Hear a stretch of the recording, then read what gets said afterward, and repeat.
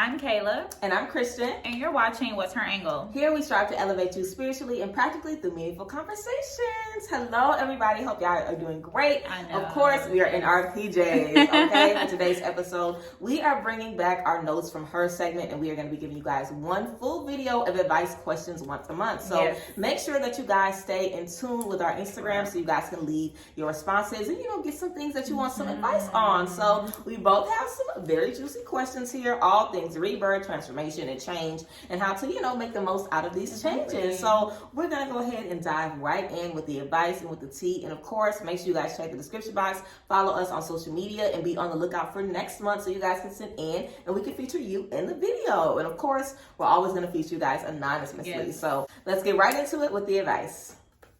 All right, so our first question is how to deal with discomfort and confusion during transformation. For me, transformation is really about being uncomfortable. I think you definitely have to embrace being in a space that you're not familiar with, and also be able to understand that this is to not only excel you, but to teach you a lesson. I mean, truly, whenever you're thinking about a transformation, there is so much shedding of skin and shedding of beliefs and shedding of thoughts and just other things that really you might not have ever thought about if you were in a comfortable space. And I think that there is so much strength and growth that comes from it. You truly do have to embrace it in a way that just kind of like makes it like, this is not going to be forever. This is definitely teaching me a lesson. And when I come from this space in my life, I'm going to look back and say, girl, I learned so much from this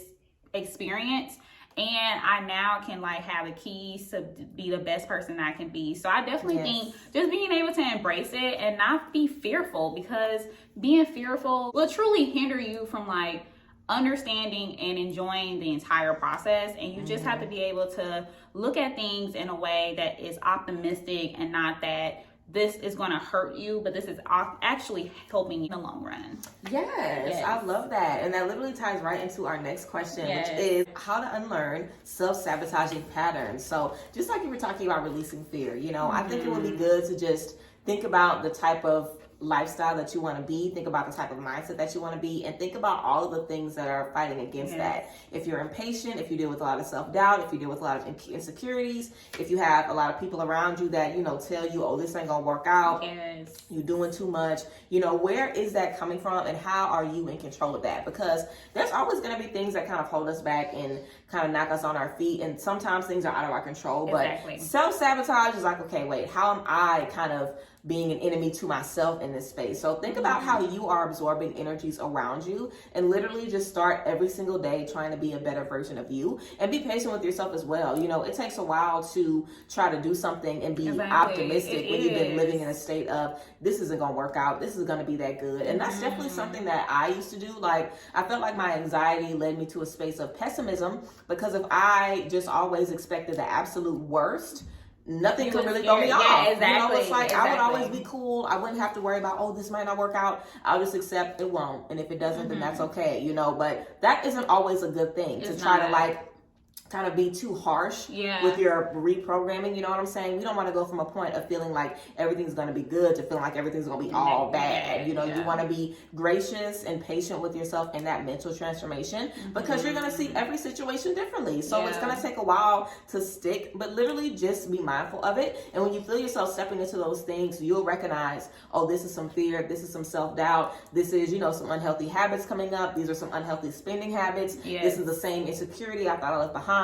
What triggered this? Figuring out what those triggers are. If you get triggers when you see other people being successful, because it's like, dang, I'm never going to get to that point. Think about how you can work through that and see things around you to be motivational, rather than pointing their finger at you and pointing out the things that you need to be doing. So when we're talking about releasing self-sabotage, being patient is really key, because when you're in a space of self-sabotage, you're already kind of putting yourself by the wayside and just treating yourself any kind of way. Exactly. So you want to welcome yourself with love and with understanding and just trust, like, okay, I allow myself to get into this mental space because of this, this, and this. Yeah. Moving forward, I'm going to be kinder with myself. I'm going to appreciate my views. I'm going to appreciate where I'm going. And when things mess up, I'm not going to put it all on me. I'm going to really look at the situation and see, okay, this came from this space. This came from this space. It just isn't the right time for me. How can I move on from this? You know, we also want to make sure in spaces when things aren't perfect that we're not self-sabotaging there as well. So just looking at the grand scheme of things and being kind to yourself is going to be key. And I always think it's good to have accountability partners. You know what I'm saying? Like, I have a lot of friends who they'll be about to do something. They're like, oh, this ain't gonna look good on me, or oh, I'm not gonna do this, or they'll meet somebody for the first time and they'll point out an insecurity. It's like, don't do that. It's like people aren't even looking at that or aren't even thinking about that. It's like we are so self-conscious about what we have going on. It's like we want to just lead with that and put that on Front Street. So I think it's good to have people around you to remind them, like, okay, don't say that you're stupid. Don't say that you're dumb. Don't say that you do this all the time. Like, speak positivity over yourself. So let people around you know, like, hey, I'm working to be more positive. Like, I'm doing a positivity challenge or whatever the case may be. If you hear me talking negatively about myself, if you see me self-sabotaging, if you see me backpedaling, let me know. And if you have to do that, then find a friend you can trust and step into that accountability system. But of course, again, over everything, you want to be patient and just, you know, allow yourself to step into that new mindset. Yes. And that is such a great, you know, just like note, because triggering and being triggered and just knowing where you need to have accountability is so important, which actually goes into our next question, which is how to not fall back into your old ways. And just like Cree said, it's really about knowing your triggers. It's knowing about what makes you feel hurt, what makes you feel sad, and what makes you feel angry. And I mean, those things are going to also allow you to understand how can I conquer these and not be able to go back into this old mindset that I've had. And also having accountability. I mean, we have to be able to really see things as they are and realize, hey, like, I need to take accountability for my actions. I need to know that this is really not how I want to act toward people. I want to be able to be happy. I want people to look at me and be able to come to me when they have questions. I don't want to be abrasive. I don't want to have negative energy that surrounds me. And being able to be accountable for those type of actions will truly help you get to another space in your life, because ultimately we still want to grow, we still want to evolve. And yes, when you evolve, you have to look back on your old ways and be like, you know what, that's not who I am anymore. But also be able to embrace it, because you don't want to say like you hated that person. You can say that you didn't like the person that you used to be, or, you know, you saw fault in certain things that you used to believe in or used to say or used to do. But it's really just an opportunity for you to say, you know what, like, this is where I was able to come from, and now I'm here. And you have to be able to really just be gracious with yourself and love your journey and your process, because you don't want to look back at yourself and just think all negative. I mean, yes, it's good to be accountable for your actions. It's good to be accountable for anything that you have to change in the process. But it's really just about looking back at it and saying, you know what, I'm gonna move forward, and who I was then is not who I am today, and I'm gonna embrace that for myself. And literally just be able to look at those things in that way. And I promise you, like, just positivity will just start pouring off of you, because you have to be able to be gracious with yourself. You have to love where you were, where you are, and where you're going, to be able to really just radiate that love and that good positive energy that you want to embrace for other people. For sure. And I love that, you know, we kind of brought up being stuck in the past, because we can definitely sometimes be stuck in the past, being stuck on other people. And that is our next question. Someone says, how do I get my ex out of my energy? So I definitely feel that has to be probably one of the roughest transformations, getting through a breakup. You know what I'm saying? Because you really have to get somebody out of your energy. It's like you really have to detox. So I would literally say, think of it as a detox, and think of it as you kind of creating a new normal for yourself. I feel like something that is that gets us a little messed up in relationships is we try to kind of go back to the old version that we were before we got into that relationship. But that version of you was gone. You know, you will never be able to get back to that person. So we always talk about setting realistic expectations. Exactly. So I think that's going to be key as well. You're going to think about that ex a few times for a while before you fully, you know, get over it. Like, be kind to yourself. Yeah, it's normal. It's so like, normal. You're going to think about this person. You're going to think about what they did to you. You're going to wish that you could have one more conversation and curse them out and get whatever off your chest. Like, all that stuff is normal. And I have women that tell me all the time, I broke up with them months ago or years ago and I'm really, really over it, but I just can't stop thinking a bit about them. I don't know what's going on. So first things first, sometimes we can be thinking about someone and they can be popping up for us because they are thinking about us. We also have to remember when we're in relationships, it's not always about us. You know, you could be done with something, but if somebody's still thinking about you and dreaming about you and talking about you all the time, you can still pick up on a little bit of that energy. You know what I'm saying? That's just how energy goes. So make sure that even if you are reminded by something, you're not just trying to push it down and push it down. Why are you thinking about it? What came up? Are you remembering the good times? Because there's nothing wrong with thinking about the good times from the past. Of course, we're going to appreciate those moments, even if we're so disgusted by them. You still have good memories, you know. So I think it's cool to just kind of be like, okay, I accept that at this point, this person was who I needed. As I grew in that space, we outgrew each other. And it got to the point where we just didn't need to be together anymore. And that's okay. It's not going to always work with everyone. So accepting the situation for what it was and also accepting the situation for what it is now that it's ended, I think that's really, really key, and just kind of releasing the situation, because when we run away from a situation, that's why it keeps popping up for us. Like, if you know, see this ex every time you go out to the club and you run for the bar, you run for the bathroom, you running trying to get out. You're not conquering. You're not conquering, and you're definitely causing a scene. Like, you're making it more than what it is. Whereas if you saw the same person and you just looked at them and kept minding your business, oh well, it hasn't affected you, it hasn't affected them. It's like it hasn't even happened. Exactly. So a lot of times we can keep ourselves in energies because we're so mad, we keep thinking about them, and we're so upset that we can't let it go. But the act of letting go is really accepting that it's going to be a part of your new reality. Exactly. Like, we will never, especially if it was a traumatic relationship, even if it was a good relationship that you just outgrew, you know, you are never going to be able to forget the types of situations you had with that person if you travel with them to a certain place, or if there's a family member that you really, really love, or if you guys have a song or a date that you guys went on that you really, really liked. You can still hold on to those positive memories without beating yourself up for that. So I don't think it's really too much about getting your ex out of your energy as it is finding a new place for them in your energy with the rest of your exes. You know what I'm saying? Because when people leave your life, they all kind of go in the same file. It worked for a little bit and then it stopped working, and that is okay. I wish you well. You do what you want to do over there. I'm going to do what I want to do. If I think about you from time to time, or if you think about me, or if I see you somewhere, I'm not going to let it affect me because my life is still going on. So respect the fact that it happened and respect the fact that it ended. And sometimes that's all it is. Exactly. It doesn't always have to be all of these bells and whistles. And of course, we have to remember, again, being patient. As you move throughout life, it's going to take time to release yourself from someone you loved or you cared about or you were attracted to. Even if you just had a few interactions with someone, even a first date, you're going to remember people that you spent time with. You know what I'm saying? So you definitely want to be kind to yourself. But also, if you feel like there are things that you need to say to someone, I always recommend people writing letters. If there is, you know, something that you wanted to tell this person or get off your chest, write a letter to them. You don't ever have to send it to them. Keep it in your journal. You can burn it if you want to. But that could be a way of you kind of getting some stuff off of your chest. If you feel like, dang, there's a lot that I need to say to this person. I can't get no peace until I say this. Write it down, speak it out loud. There's other ways to express yourself. So also be comfortable expressing yourself however you need to in those spaces. And again, it seems like the common theme in transformation is literally just being patient and also nurturing yourself along that journey. So you will be able to look back, like you were talking about, in hindsight, and being like, wow, I was way, you know, more attached to this person than I thought. But instead of me pushing it down, I brought it to the forefront. I figured out why, and I was able to, you know, kind of put these energies to bed so I can move forward and trust myself a lot differently. So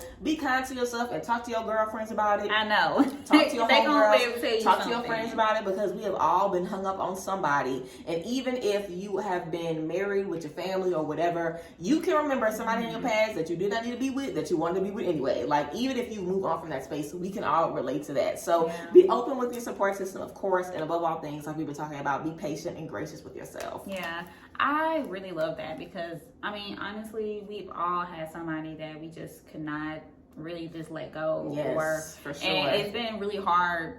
it would be very hard to kind of look at things and say, you know what, like I really need to let this go. But there are so many things that you want to say, or there's just like energy lingering, and you just have no clue why you keep thinking about this person, why you keep feeling things for this person when you know that person hurt you. And so really that just goes into our next question, which is how to live in the present moment and you're still thinking about the past. So honestly, it really just goes into what Cree said earlier. Just really being patient, being able to embrace what happened in the past. I mean, a lot of times, especially when it comes to exes or really bad relationships, whether that be like with your colleagues or with your family members or whoever that's in your life that you care about and you love, it's really hard to kind of let those things go because you kind of feel like that was a part of you, and that energy is now lingering into like that present moment. But honestly, you really just have to look at things and say, that's where it was and this is where I am now. Embrace it and be patient with your feelings, because you do need to feel those things.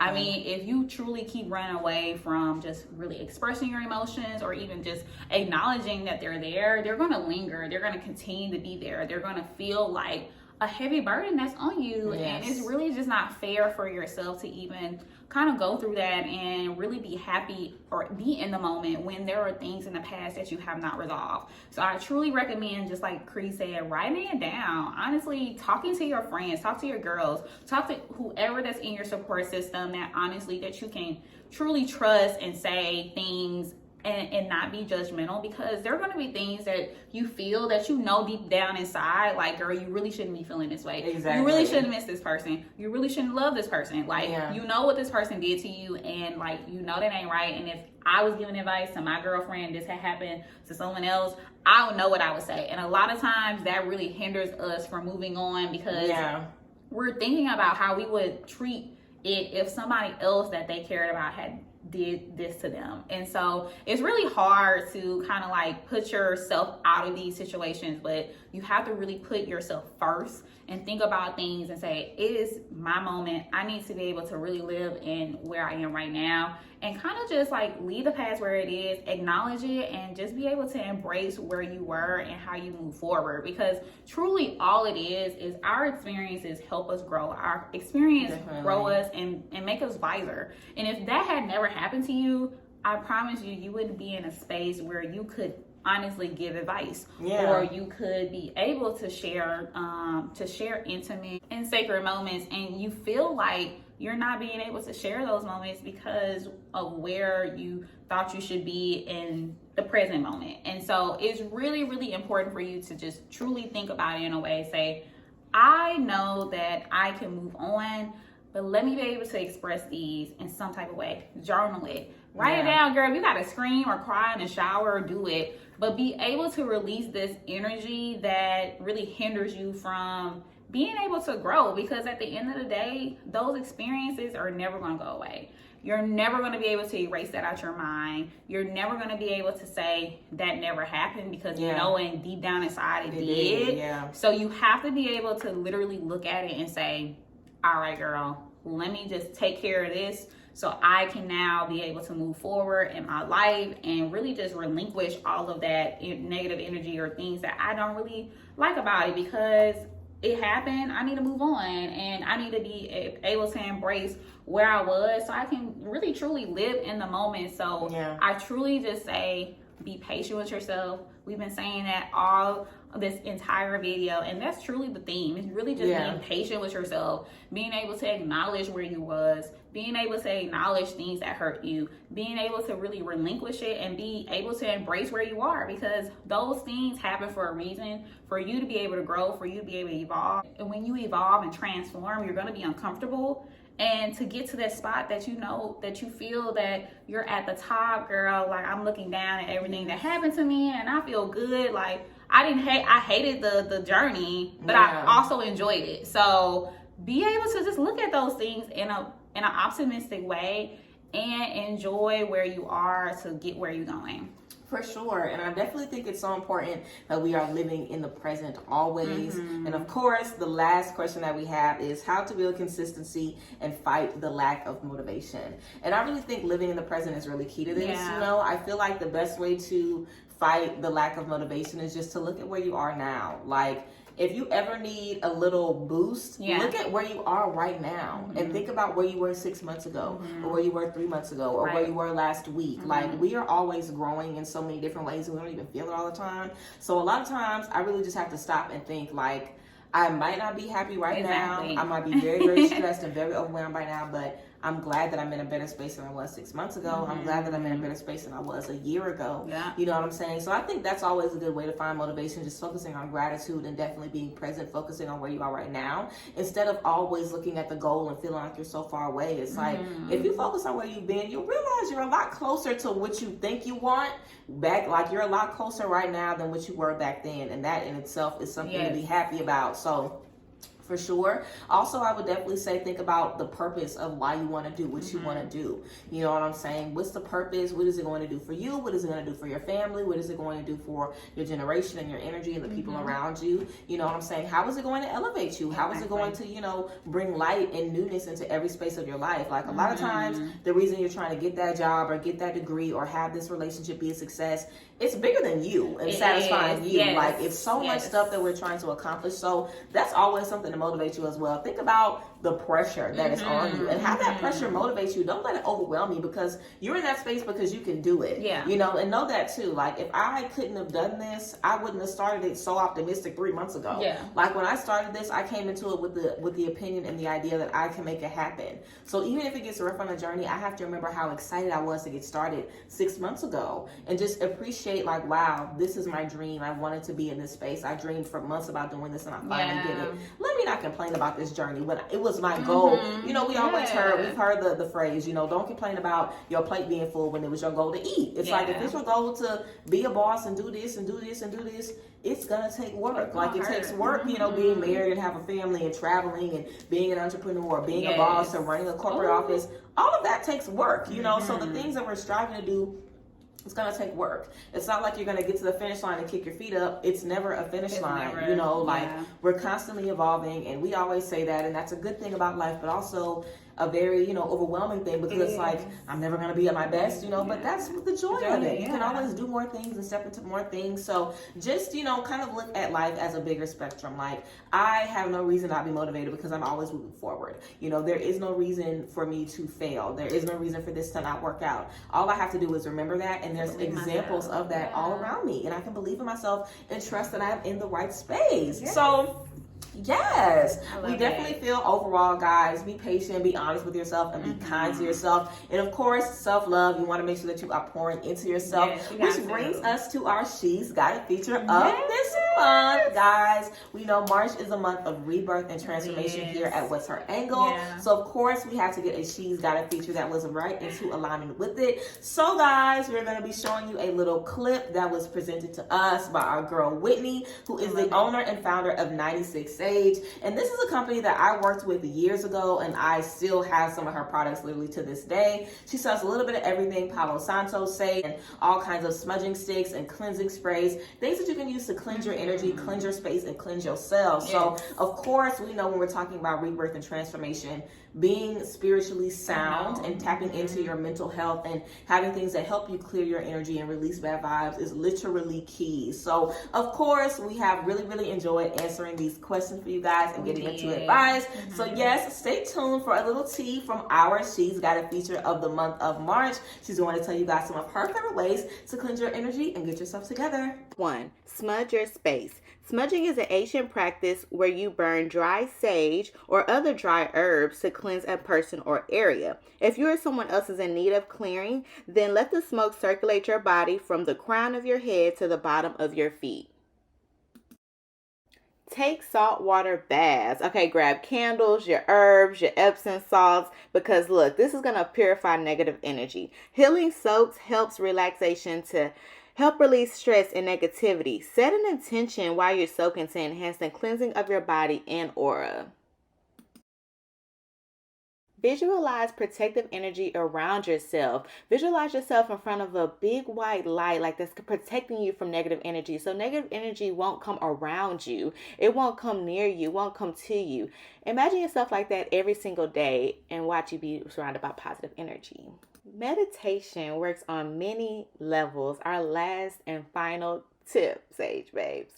So meditation works on many levels. A healthy body and a happy mind increases the level of positive energy. That's why it's so important to get meditations in. If not daily, every other day, or at least start off weekly. So I hope that you enjoyed Whitney's 96 Sage video. Yes. We loved it. We are so excited to have her as our She's Got It Woman of the Month. And really, it's just about embracing where we are to get where we want to go. And so with that being said, thank you so much, ladies, for watching our video. We enjoy giving you guys advice, and we definitely will love to hear what you have to say about the things that we had questions about. Yes. We love to hear your comments, questions. Follow us on Instagram and on YouTube, and like, subscribe, and share our video, okay? I know that you have people that would love to hear this, and we know that there are so many ladies that really would just